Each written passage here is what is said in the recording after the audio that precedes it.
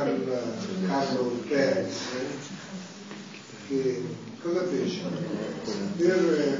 Cercò di semplificare un pochino questo concetto di psicosi cicloide, soprattutto la tripartizione, che poi, come gli autori Leonard stesso avevano riconosciuto, non era agevole fare la distinzione tra una psicosi cicloide e l'altra, perché spesso i sintomi si confondevano. Allora egli unificò il concetto di psicosi cicloide, un'unica psicosi, non tripartita nell'accezione di Leonard, non bipartita nell'accezione di Klein, eccetera. E quindi unificò il concetto, per appunto la frequente mescolanza degli aspetti sintomatologici, e propose anche un set di criteri diagnostici. Allora con Brock, che è un autore di un certo livello, Brock, che ha lavorato soprattutto sulle psicosi puerperali, ha fatto una monografia molto interessante, parla degli anni fino agli anni 80 degli anni. Ebbene, secondo loro i criteri, per quanto riguarda gli studi empirici utilizzando determinati criteri, non ci sono prima, eccolo qua. Egli elaborarono dei criteri diagnostici per la psicosi cicloide, quindi sto a dire che ripropongono un pochino quanto vi ho detto prima circa appunto la sintomatologia delle psicosi cicloidi, e fece una serie di studi empirici dai quali risultarono, utilizzando questi criteri, chi era più frequente nel sesso femminile, l'esordio tra i 15 e i 20 anni, un adattamento premorboso soddisfacente, in genere una personalità integra, nei familiari di primo grado ricorreva un rischio elevato di disturbo dello stesso tipo e il rischio molto basso di schizofrenia e disturbi affettivi, l'esordio improvviso acuto, non stagionale, rapido sviluppo dei sintomi psicotici, lo vedremo 24 ore, 48 ore, qualche volta, quadro clinico polimorfo e mutevole, che ne propone quando vedete, fattori precipitanti spesso assenti, lo vedremo, poi c'è un altro concetto che si è imposto di psicosi acute come invece le psicosi reattive ad eventi psicogeni, quindi spesso assenti, la guarigione di ogni episodio, di ogni singolo episodio, l'esito a lungo termine buono e un suo rate di ricorrenza dei pazienti psicotici del 10-15%, quindi abbastanza. Nelle attuali tassonomie il concetto di psicosi cicloide non è accolto, ora non entro nei dettagli, eccetera. Per altre questa hanno auspicato il recupero del concetto di psicosi cicloide e modestamente anche noi abbiamo Salvatore, il gruppo di Baldessarini, cui ho fatto questo contributo, abbiamo suggerito che forse bisognerebbe tenerne conto di questa diagnosi che secondo peraltro questa è predittore di esito favorevole, consente di evitare errate diagnosi di schizofrenia o disturbo disociativo, si propone come una diagnosi alternativa tra i disturbi psicotici per peculiarità ideologiche, eventi di vita, trasmissione familiare amotipica, fattori puerperali, tenere conto, quando vi capiteranno le psicosi puerperali, tenete a mente la possibilità di una psicosi cicloide, oltre che un fatto di stress. Complicazioni osteriche, danni cerebrali che possono entrare in gioco e anche le implicazioni terapeutiche, a cui vi alludevo prima. La psicosi cicloide non richiede un trattamento neurolettico a lungo termine per gravi effetti collaterali, soprattutto dicevo il problema sindrome maligna anoretica o di cirrosi alla guida, e il trattamento con litio ad uso profilattico è superiore a questo neurolettico. Pratica si è parlato della psicosi cicloide, ora c'è un altro aspetto significativo che vedremo per i risvolti che poi ha avuto sul pensiero successivo, che è il concetto di psicosi reattive o psicogene, che rimanda a Jaspers. Voi conoscerete certamente questo concetto di reattività di Jaspers, per il quale in gioco deve esserci un evento precipitante adeguato, ci deve essere un nesso temporale e un rapporto di comprensibilità tra evento e insorgenza della sintomatologia psicotica, e la durata della sintomatologia è proporzionale al perdurare dell'evento causale. Ebbene, il concetto di psicosi reattiva psicogena ha attecchito soprattutto nella psichiatria scandinava. Winner, in una sua monografia, parlò appunto di psicosi reattive come psicosi indipendenti, usualmente su base predisposizionale, causate da traumi mentali che ne condizionano l'inizio, le fluttuazioni e spesso la cessazione. La forma e il contenuto della psicosi sono più o meno direttamente e completamente determinate da fattori mentali precipitati. Hanno la tendenza alla guarigione non termine. Quindi nel concetto di psicosi acuta qui si cala la causalità psichica. Possono le psicosi acute, psicosi acute, possono essere ricondotte ad eventi mentali significativi. Nella psichiatria scandinava studi hanno documentato che i soggetti con psicosi reattiva hanno una familiarità per psicosi reattiva. Al follow-up questi studi hanno indicato che circa la metà dei pazienti mantiene la diagnosi di psicosi reattiva all'interno ed altri sono diagnosticati come schizofrenici o malatisti. Quindi c'è un gruppo di psicosi reattive che si mantiene tale, questi studi, ed altri invece che migrano verso la schizofrenia o migrano verso la psicosi maligna. Il concetto di psicosi reattiva psicogena, come voi saprete, è stato accolto nel DSM-3 e nel DSM-3 Revised, in cui si parla di psicosi reattiva breve, per quanto il modo restrittivo rispetto a quando si è. Però è scomparso questo concetto nel DSM-4, in cui non si parla più di psicosi reattiva breve, ma si parla di disturbo psicotico breve. Quindi l'evento trigger, mentre era necessario per la diagnosi del DSM terzo revised, quindi non è più necessario. Come si segnala di ricorrere spesso, ma non è ancora.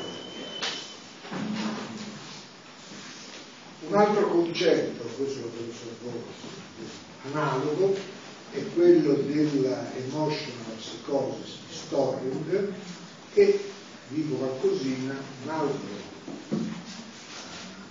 connotazione delle psicosi acute è data dal disturbo schizofreniforme di Langfield, che tengo a soffermarmi un attimo, dicendovi che non si identifica con la psicosi schizofreniforme attuale. Comunque, per Langfield il disturbo schizofreniforme, quindi che ha una configurazione schizofrenica, ma non è schizofrenia, si distingue appunto dalla schizofrenia perché c'è una personalità premorbosa non di tipo schizoide, che sappiamo benissimo che non sempre la schizofrenia si trova una personalità schizoide, si può trovare ma non sempre. Comunque, la distinzione che secondo Langfield si basava sul non ricorrere nella personalità premorbosa di tratti schizoidi, il ricorrere di fattori esogeni frequenti, esogeni intesi come psicogeni ma anche come somatogeni, e il quadro sintomatologico connotato da turbi della coscienza, mancanza di disturbi affettivi, in assenza di sintomi processuali, intesi come sintomi di primo rango di Schneider e Bonafont.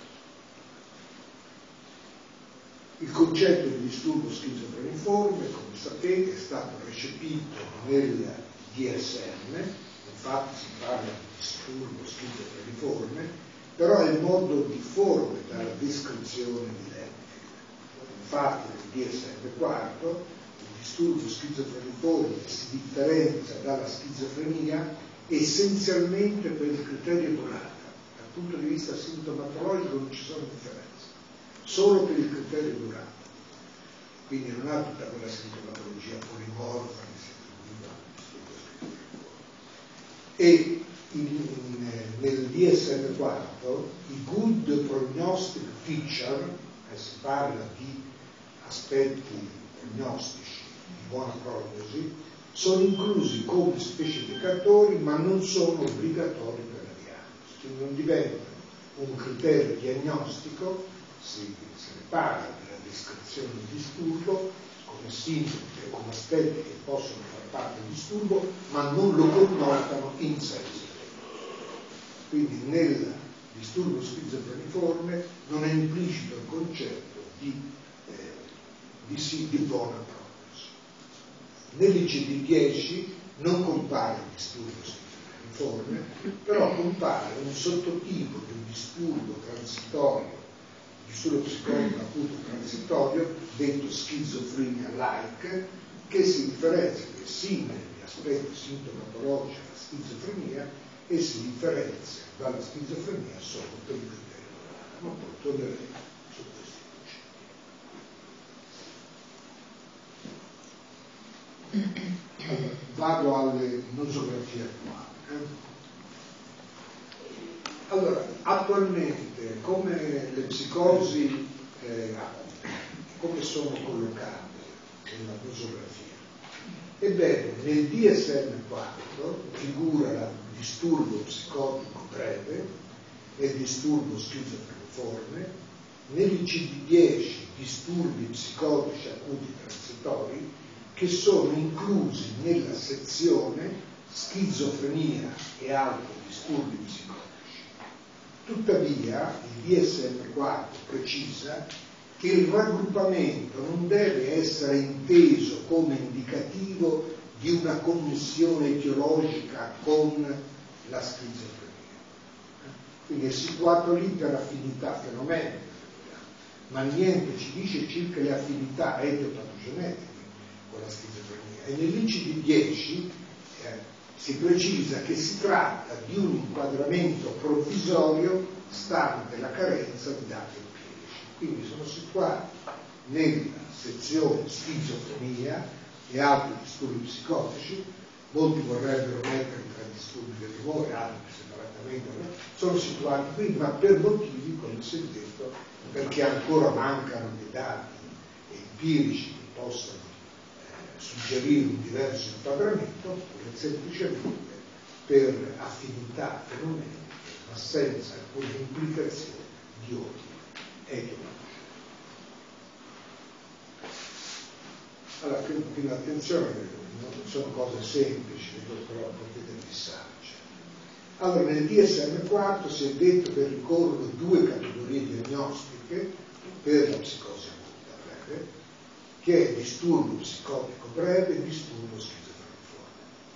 La sintomatologia di queste forme ripropone quella del criterio A della schizofrenia, vale a dire sintomi positivi, disorganizzati e catatonici. Tuttavia nella disturbo psicotico breve non ricorrono sintomi negativi che invece ricorrono nel disturbo schizofrenico. Quindi c'è una differenza tra questi della sintomatologia, ricordo molti dei sintomi che fanno parte del criterio A della schizofrenia, ad eccezione dei sintomi negativi non coglibili nella psicosi acuta. Sarebbe anche difficile cogliere degli aspetti di negatività in un frastuono così psicopatologico, in un tumulto psicopatologico di acuzzi che dura qualche volta anche molto poco. Il sintomo negativo è qualcosa che ha bisogno anche di un tempo per materializzarsi e anche per essere colto. Ci vuole una certa quiete della tempesta, che passi la tempesta per cogliere il negativo. Se è sovrastato dal positivo non si coglie. Allora, quindi i sintomi negativi non sono evidenti, non fanno parte dei diagnostici del disturbo psicotico breve, mentre compaiono i disturbi. La durata è fissata inferiore a un mese per il disturbo psicotico breve, superiore a un mese, ma meno di 6 mesi, per il disturbo schizofreniforme, altrimenti subentra la diagnosi di schizofrenia. Si parla per il disturbo psicotico breve di un recupero del livello di funzionamento precorposo, mentre questo non viene accennato per il disturbo schizofrenico.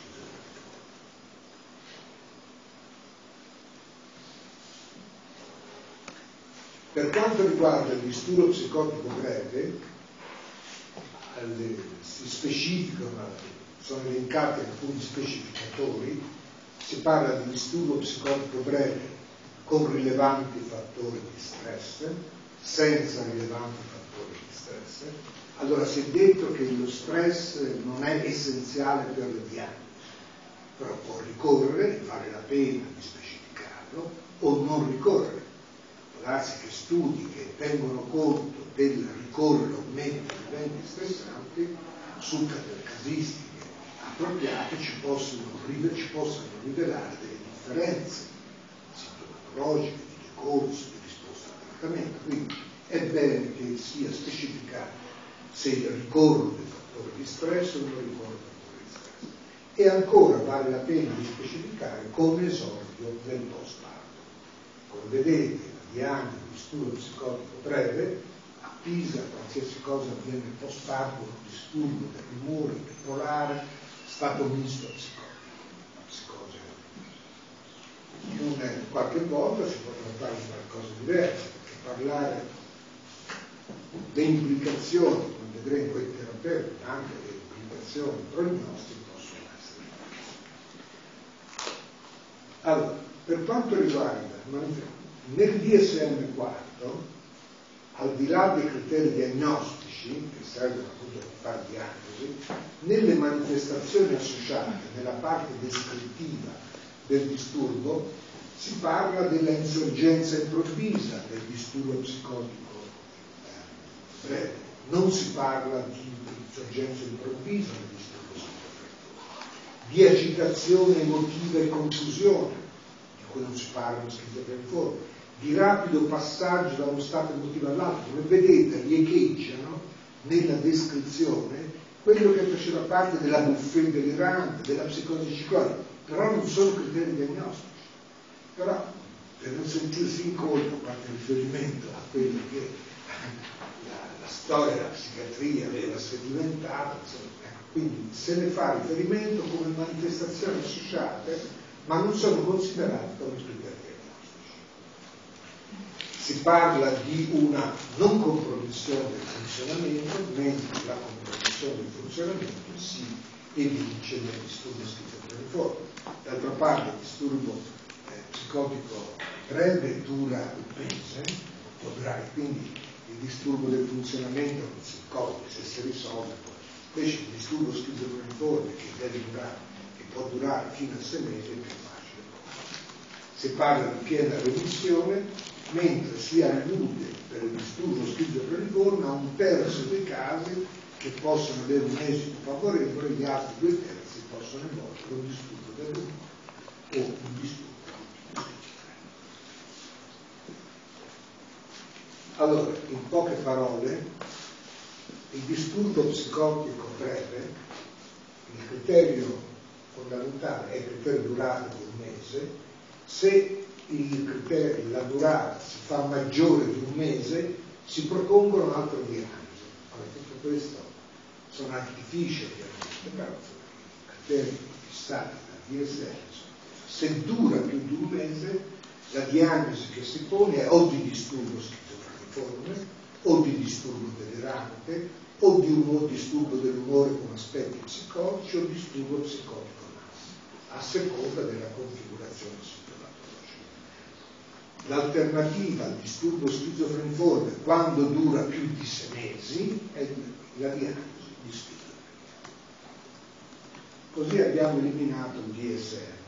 Se poi volete chiedere. E ora passiamo all'altro grande sistema diagnostico, che è il CIP-10, in cui il problema delle psicosi acute è stato più acutamente ponderato e fissato, anche se in modo molto complesso, come vedremo in nosografia, e come vedremo ora si tende a semplificare questa nosografia. Infatti, come vi dirò, nell'ICD 11 queste categorie diagnostiche, sottotipi del disturbo psicotico transitorio si vanno semplificando. Ebbene, l'ICD 10 propone 4 disturbi psicotici, appunto 4 tipi di disturbo psicotico acuto transitorio. Un disturbo psicotico acuto transitorio polimorfo, con il concetto di polimorfismo sintomatologico, senza sintomi di schizofrenia, polimorfo con sintomi, ora concentriamo, con sintomi di schizofrenia, acuto simil schizofrenia, e ancora un disturbo, autodisturbo psicotico acuto prevalentemente grave. 4 categorie, come hanno gli stessi studiosi del disturbo psicotico acuto. Qui non si riesce a mettere insieme delle caratteristiche tali per studiare questa frantumazione. Poi ci sono 2 categorie residue. Questa frammentazione non ci consente di avere un numero sufficiente di pazienti per fondare degli studi empirici statisticamente. Però le cose stanno. Allora, il disturbo psicotico acuto transitorio, come si è detto, ci sono 4 tipi fondamentali. Polimorfo senza sintomi di schizofrenia, polimorfo con sintomi di schizofrenia, simil schizofrenia prevalentemente delirante. Ebbene, per tutti e 4 i tipi l'esordio è acuto. A livello diagnostico l'esordio è acuto, che può essere, si chiede di distinguere se si parla di abrupt onset, inferiore alle 48 ore, o acute onset, che può estendersi da 48 a 2 settimane. Lo stress non è un criterio diagnostico, però può ricorrere, in genere ricorre in tutte e 4. La durata, vediamo, la durata è inferiore o uguale a 1 mese per quelli che hanno sintomi di schizofrenia, quindi il polimorfo con sintomi di schizofrenia e simil schizofrenia, perché la diagnosi di schizofrenia nell'ICD 10 compare dopo la durata di 1 mese, non 6 mesi come le cose. Quindi se dura di più la diagnosi diventa schizofrenia, mentre la durata, se non ci sono questi sintomi schizofrenici, la durata può essere fino a 3 mesi. Quindi il polimorfo senza sintomi di schizofrenia è previsto una durata fino a 3 mesi, in prevalentemente delirante una durata. Quelli polimorfo, non polimorfo, con sintomi di schizofrenia, la durata deve essere inferiore a 1 mese, altrimenti si passa a diagnosi. Ora noi sorridiamo di queste cose, ma tale è la nosografia e tale è la ritrovia. Allora, si è visto che tra questi 4 tipi vi sono 2 tipi: polimorfo con sintomi di schizofrenia, polimorfo senza sintomi di schizofrenia. Cosa vuol dire polimorfo? Che hanno la sintomatologia polimorfa. E qual è la sintomatologia polimorfa? Che non compare negli altri 2 sottotipi: cambiamento rapido, di tipo, intensità, delirio e allucinazioni, stato emozionale notevole, felicità, estasi, ansia, irritabilità, vedete, rimando alle psicosi ciclotiche, in misura molto maggiore di quanto non ricorra nel DSM-4, perplessità, falsi riconoscimenti, marcato aumento o diminuzione dell'attività motoria. Vedete, qui c'è la cura delle psicosi, della motilità, della psicosi confusionale, della psicosi di ansia, quindi vi sono 2 tipi con aspetto con sintomatologia polimorfa, in cui possono ricorrere sintomi di schizofrenia. Ora lo vedremo sul concetto di sintomi di schizofrenia, quanto sia impalpabile questo concetto. E gli altri invece 2 tipi non c'è questa sintomatologia polimorfa. E allora entriamo un pochino nel dettaglio. Nel polimorfo senza sintomi, nel polimorfo con sintomi di schizofrenia, e nel tipo schizofrenia vi sono i sintomi di primo rango. Qui c'è ancora il retaggio culturale schneideriano, nell'ICD-10 prevale la cultura europea, e quindi c'è ancora questo retaggio del significato diagnostico dei sintomi di primo rango di Schneider. Quindi, mentre i deliri e le allucinazioni di ogni tipo possono essere presenti anche in altre forme, nella forma tipo polimorfo con sintomi di schizofrenia e nel tipo simil-schizofrenico, oltre ai sintomi di primo rango, ci sono disturbi formali del pensiero, connotati come schizofrenici, sintomi catatonici, connotati con l'approssimazione, sappiamo. Ora, la catatonia esce dal dominio della schizofrenia, insomma, la sindrome ritorna al vecchio concetto di complesso sintomatico che non è più legato alla categoria diagnostica, può abitare anche al di fuori della schizofrenia e sintomi negativi. Quindi nell'ambito ci sono due categorie, due sottotipi, uno polimorfo e uno polimorfo, in cui ricorrono sintomi di schizofrenia che sono che bello.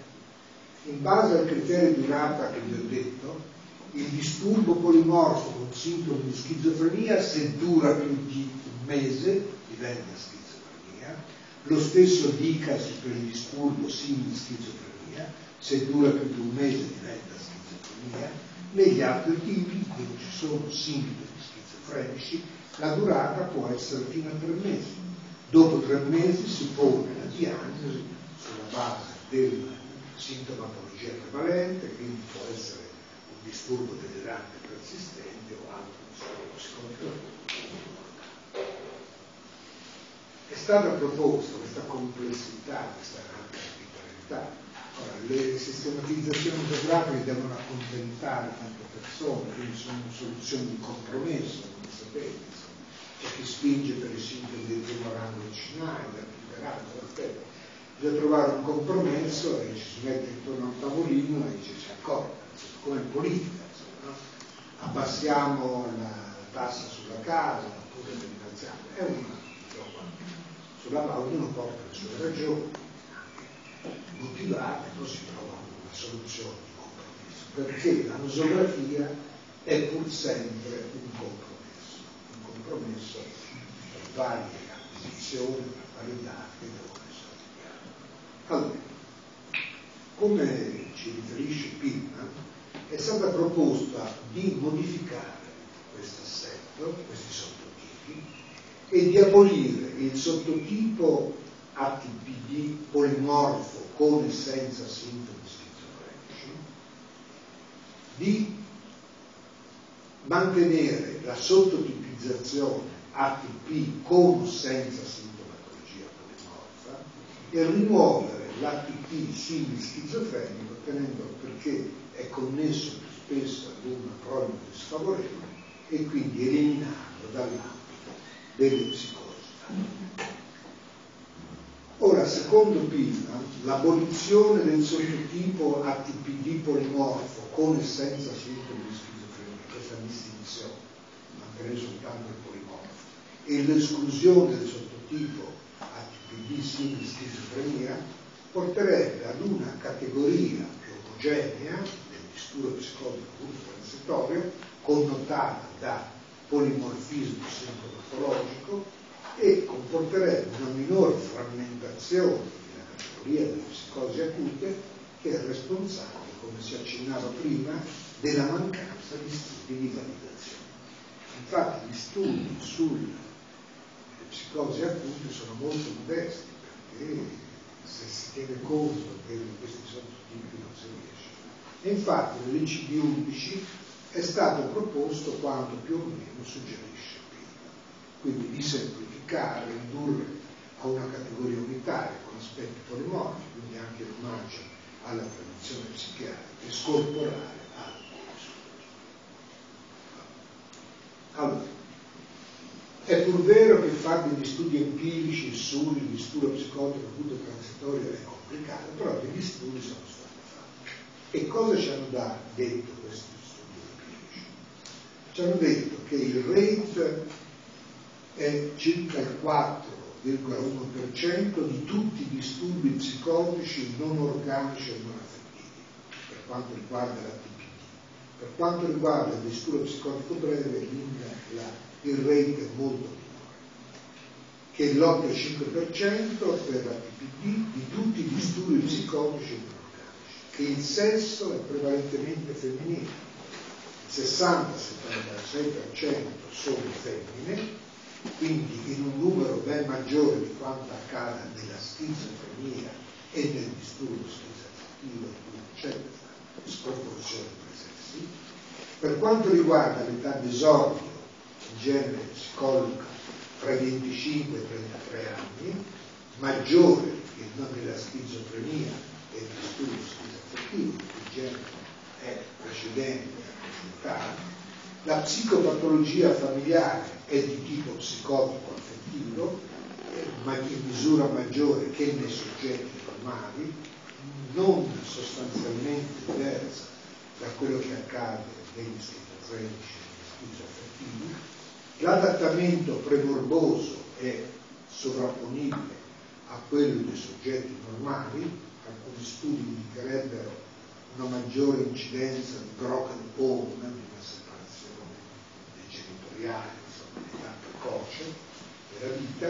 Comunque l'adattamento premorboso è certamente migliore di quanto accade negli schizofrenici. Ed ancora, per quanto riguarda la personalità premorbosa, non sembrerebbe non dissimile da quella di soggetti di controllo sano. Ora qui sarebbe da interrogarci come è stata valutata questa personalità, quali strumenti sono stati utilizzati, se questi strumenti sono idonei a rilevare anche delle differenze non eclatanti. Per quanto riguarda lo stress appunto, ricorre con un'incidenza del 9,5-29% dei casi, in misura maggiore di quanto non accada nella schizofrenia nel disturbo schizofrenico. L'evoluzione è rapidissima, i sintomi prodromici sono specifici e di breve durata, in media 3 giorni, ma qualche volta anche soltanto ore. L'esordio può essere abrupto, nello spazio di 48 ore, nel 43% dei casi. La durata dei sintomi è molto breve, in media 13 giorni, quindi molto breve di quanto accade nella schizofrenia positiva e nel disturbo schizoaffettivo. La sintomatologia è di tipo polimorfo in un'alta percentuale di casi raggiunge il 75%. Ebbene, per quanto riguarda il follow-up, che cosa ci dicono gli studi empirici? Soggetti diagnosticati con psicosi acuta, che ne è a distanza di anni? Ebbene, studi di follow-up con una durata da 1 a 12 anni hanno dimostrato che nel 42% dei casi il decorso è monoepisodico, cioè hanno un episodio e basta, una percentuale che raggiunge quasi la metà, quindi la metà dei soggetti che fanno una psicosi acuta possono non ripresentare, poi magari il follow-up non è sufficientemente lungo da rilevare il ripetersi. Comunque gli studi vengono effettuati, il decorso può essere monoepisodico, nell'altra metà è ricorrente. Nel 50% si ha un cambiamento di diagnosi, si va a un disturbo dell'umore, a un disturbo schizoaffettivo, a schizofrenia. Quindi nel 50% dei casi in cui l'episodio si ripete, di questi la metà hanno la stessa diagnosi, nell'altra metà cambiano diagnosi. Allora, questa instabilità diagnostica del disturbo, perché gli studi sono fatti essenzialmente sulle categorie individuate dall'ICD-10, questa instabilità diagnostica indica che si tratta di una categoria diagnostica nosograficamente eterogenea, che probabilmente include una psicosi non affettiva, non schizofrenica, a decorso favorevole, quella si può chiamare terza psicosi, oppure può rappresentare una psicosi acuta non altro che una schizofrenia iniziale, frenata o a buona prognosi, o un disturbo schizoaffettivo, oppure una psicosi affettiva. Quindi questa instabilità diagnostica ci indica che solo una parte, come si è visto prima, circa il 50%, una parte mantiene la diagnosi, ma nella grande numero di pazienti la diagnosi viene alta. Quindi in alcuni casi si può parlare di una psicosi a sé stante, una psicosi, terza psicosi, negli altri casi probabilmente siamo nell'ambito della schizofrenia, una forma frenata, iniziale, o allora proprio di schizofrenia periodica, esiste anche la schizofrenia periodica nel manuale, possiamo dire ci ha riferito, appunto un disturbo schizoaffettivo psicologico. Allora, il problema dell'esito favorevole in soggetti che ripropongono la stessa diagnosi di psicosi acuta, quindi che hanno un decorso monomorfo e un esito favorevole, si è visto che è correlato, gli studi hanno indicato che è correlato al sesso femminile, a un buon adattamento precorboso e alla minore incidenza alla remissione di sintomi negativi e depressivi. E invece l'esito favorevole non è che il decorso monomorfo non è correlato all'esordio acuto e alla breve durata dell'episodio. Cosa vuol dire? Vuol dire che i criteri diagnostici dell'ATPD identificano una categoria che di per sé non significa buona prognosi, perché l'esito favorevole non è correlato ai due criteri fondamentali che sono rappresentati dall'esordio acuto e dalla breve durata. Allora, noi siamo di fronte a una psicosi, poi in capita, soccorso, clinica, sul territorio. Allora, che cosa si fa di fronte a un quadro diagnostico?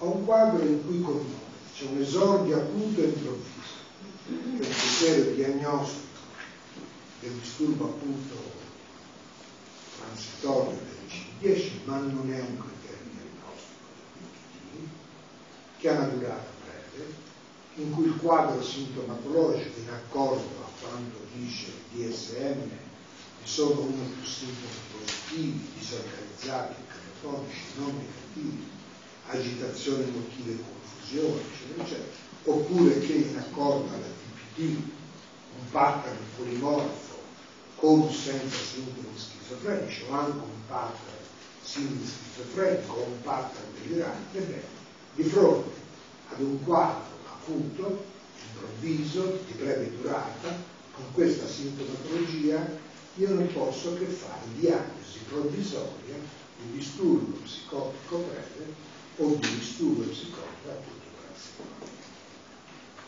lasciando per il momento da parte altre diagnosi. Io posso ipotizzare, lo vedremo ora, io posso pensare di essere di fronte, valendo l'esperienza, delle mie capacità di penetrazione, di analisi sintomatologica, e quella psicosi acuta non è destinata a rimanere questa categoria diagnostica, ma a migrare verso altri liti musografici, però per il momento io devo fare una diagnosi. Però potrebbero prospettarsi altre diagnosi, una schizofrenia, un disturbo schizoaffettivo o una psicosi affettiva. Queste altre diagnosi si mettono in moto automaticamente perché nello psichiatra, come dice acutamente Del Pistoia, dietro la settica annotazione dei segni e dei sintomi, se si rifà ai criteri diagnostici, opera spesso un atteggiamento diagnostico legato alla scuola e alla cultura di appartenenza che induce ad una loro valutazione gerarchica. Se una psicosi acuta in cui ci sono sintomi affettivi e sintomi psicotici giunge all'osservazione dei Pisani, viene privilegiato il principio gerarchico della prevalenza della componente affettiva, per cui quella automaticamente diventa un disturbo dell'umore psicotico. Quindi è pur vero che noi si sta bien attenti ai criteri diagnostici per fare una diagnosi, ma dentro di noi, in rapporto alla nostra cultura, c'è un orientamento che conferisce gerarchia a certi sintomi rispetto ad altri. Voi sapete il principio gerarchico di Jaspers nella diagnosi, in cui a più grave livello c'è il livello organico, il livello psicotico, il livello affettivo. Quindi che cosa succede? Che se ricorrono i sintomi di un disturbo organico, le altre diagnosi si escludono. C'è la comorbidità. Se ricorrono i sintomi psicotici, i sintomi affettivi non hanno significato. Ora, come sapete, è stato vi ho accennato nelle lezioni precedenti, c'è stato un rinnegamento, addirittura un ribaltamento, per cui i sintomi affettivi ora hanno la prevalenza diagnostica su quelli psicotici. Per cui se c'è un quadro misto affettivo e psicotico, diciamo così, si tende a qualificare come psicotico.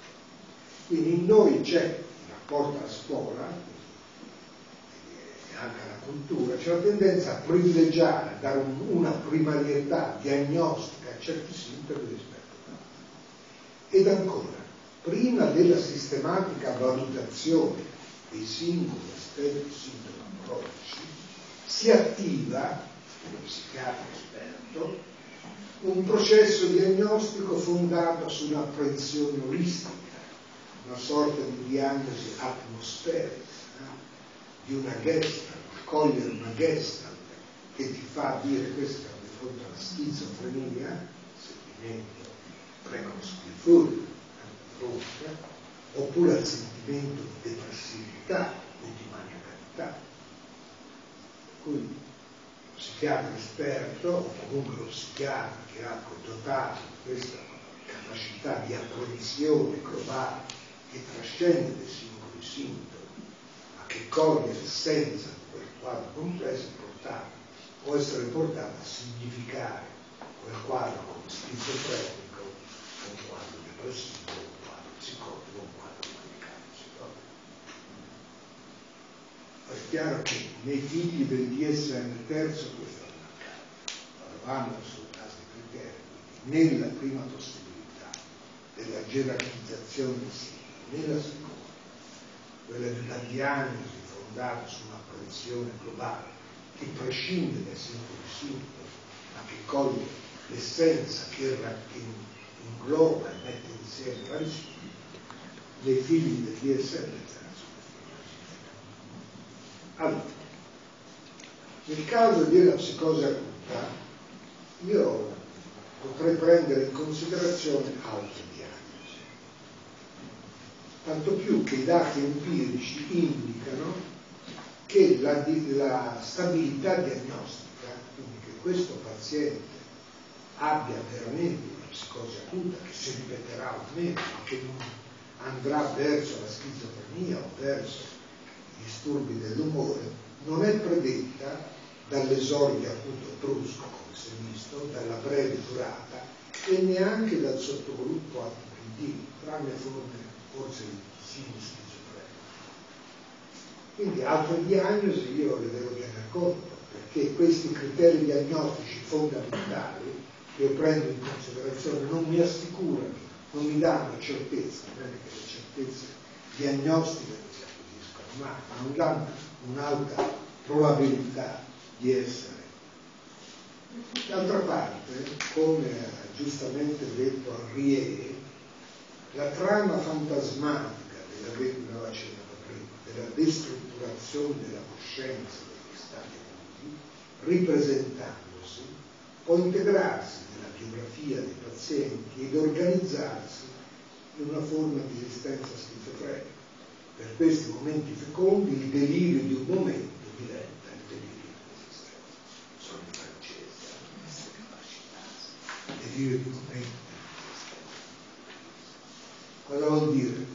Che io ho una psicosi acuta, ma quale sarà il destino di questo paziente? deve essere molto cauto.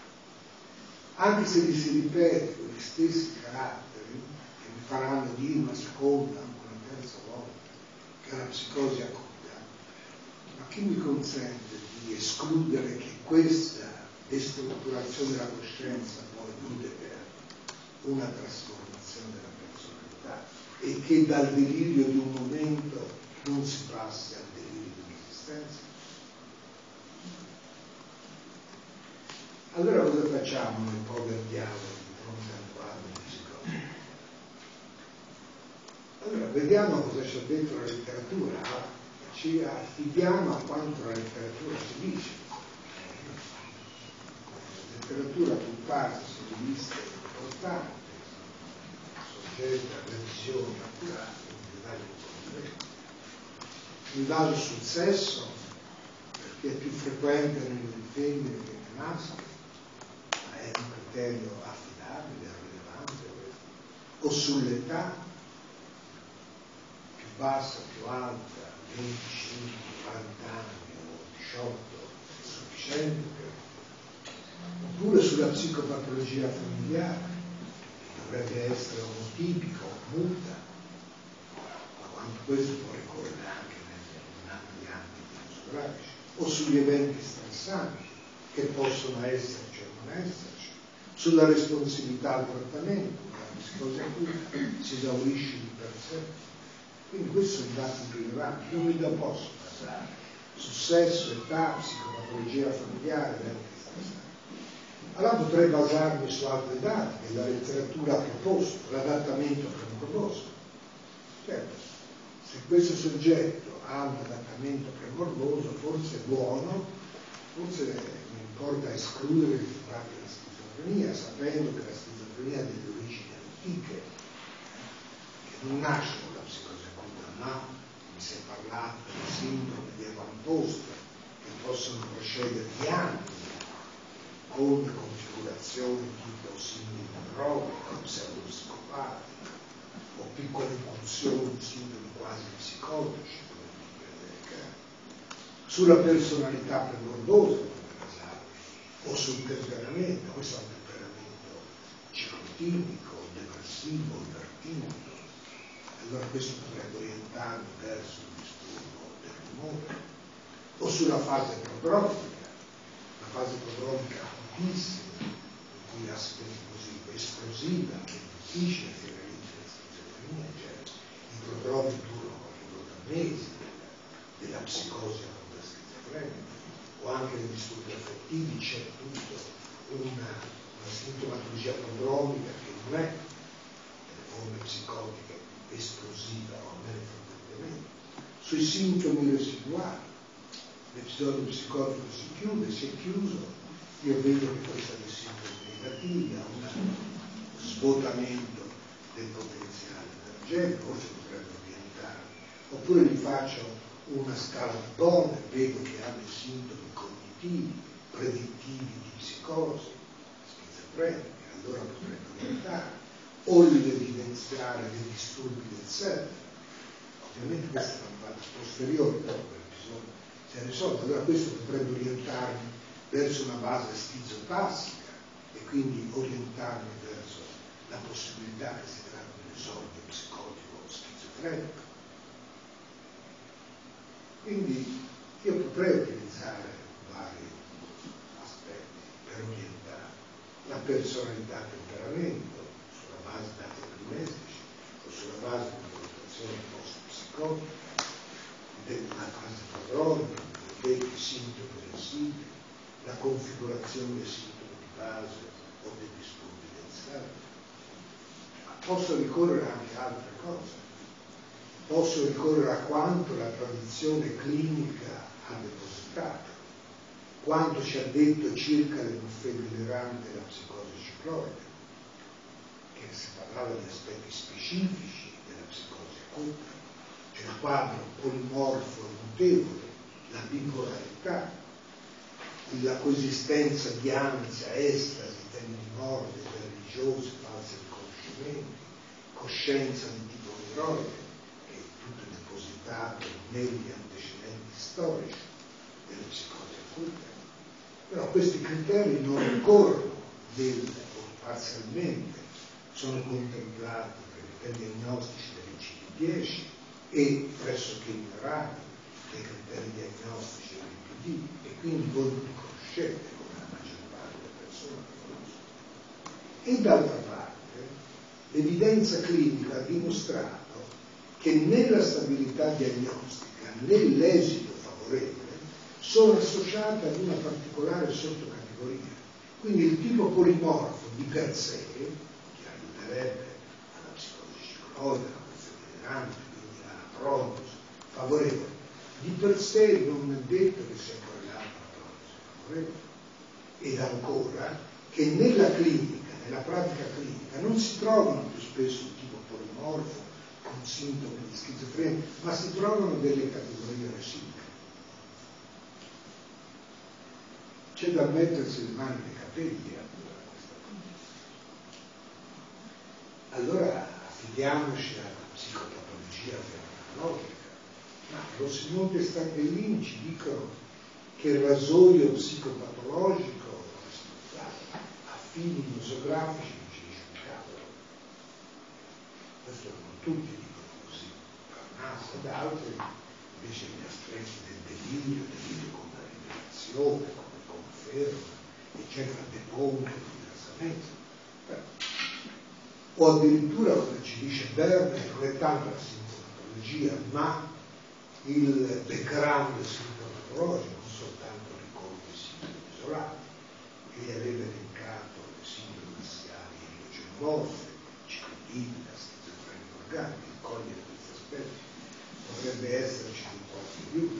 Ci sono anche alcuni fenomenologi che avrebbero identificato delle specifiche sindromi assali cicloidi molto raffinate che dovrebbero aiutarci a valutazione trasversale. Potremmo affidarci a quanto ci ha consegnato la fenomenologia strutturale delle psicosi acute di Henriet, e voi sapete che secondo Henriet esistono 3 livelli di destrutturazione della coscienza: una destrutturazione temporale etica tipica delle psicosi affettive, una destrutturazione crepuscolare neuroide tipica delle psicosi acute e una destrutturazione temporale spaziale tipica degli stati confusionali. Quindi sulla base della peculiare configurazione della destrutturazione della coscienza io potrei orientarmi per la psicosi affettiva o per una psicosi acuta o per uno stato confusionale su base organica. Ma le cose non sono così semplici, perché la presenza di una destrutturazione della coscienza di tipo crepuscolare o neuroide presuppone la concomitanza dei segni di una destrutturazione della coscienza del livello più alto. Per cui io ho i segni di una destrutturazione crepuscolare o neuroide proprio delle psicosi acute, ma ho anche i segni di una distruzione temporale delle psicosi. E allora cosa possiamo fare? Beh, affidiamoci alla presa di posizione. Voi sapete, Meyer-Gross ha indicato agli autori come il paziente si pone di fronte alla psicosi. Questo ci potrebbe essere d'aiuto. E gli ho identificato 3 aspetti fondamentali. La lotta contro la psicosi. Sono i pazienti che lottano contro la psicosi e per dare senso a quanto accade e per conservare la loro personalità. Questo potrebbe ipotizzare nella psicosi acuta e psicosi affettiva. Quindi in un soggetto in cui si coglie questa lotta contro l'invasione psicotica potremmo essere portati a pensare alla psicosi acuta o psicosi affettiva. Un'altra possibilità è l'abbandono e beato senso di conforto, l'abbandonarsi alla psicosi e trovare in esso una conformità con la nostra esistenza. Questo può accadere nelle psicosi affettive o nelle psicosi paranoide, potrebbe diventare. Un lasciarsi travolgere, perdersi nella psicosi, potrebbe rimandare alla psicosi schizofrenica. Questo non è semplice, non è facile tirare queste 3 diverse prese di posizione, tradurle in... però si può scoprire. La lotta contro la psicosi, oppure l'abbandono, vediamo senso di conferma, oppure lasciarsi travolgere e sommergere la psicosi. E anche questo potrebbe esserci un qualche conclusione. Finalmente non vi potete più mai spiegare. Le cose in psichiatria sono come già accennato all'inizio. Le cose leggere non esistono, si può anche trattare di argomenti leggeri in altri contesti. Quindi abbiamo parlato essenzialmente di nosografia, cioè con qualche riferimento alla psicologia, cioè, però essenzialmente che cosa ne è attualmente delle psicosi. La nosografia è un terreno arido, è insidioso. Tenete bene in mente che le categorie diagnostiche sono convenzioni di dubbia validità, utili nella pratica clinica, utili per comunicare tra di noi, per intenderci, utili per le pubblicazioni scientifiche, ma sono destinate ad essere oggetti mutevoli e poco stabili. Allora, le psicosi acute estremizzano tutte le precarietà della diagnosi psichiatrica, che in questi disturbi è necessariamente provvisoria, interlocutoria e suscettibile di essere smentita in ogni momento delle cose.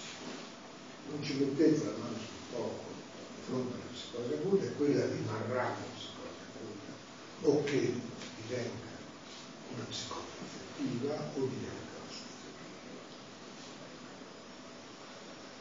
nel corno d'ombra, quindi, della diagnosi di psicosi acuta si annidano molteplici possibilità nosografiche e nosografiche.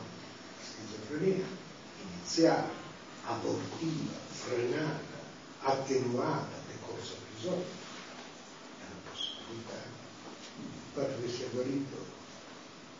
Una psicosi affettiva, in cui i sintomi affettivi sono sotto soglia o oscurati dai sintomi psicologici. Quadri di un continuo psicotico.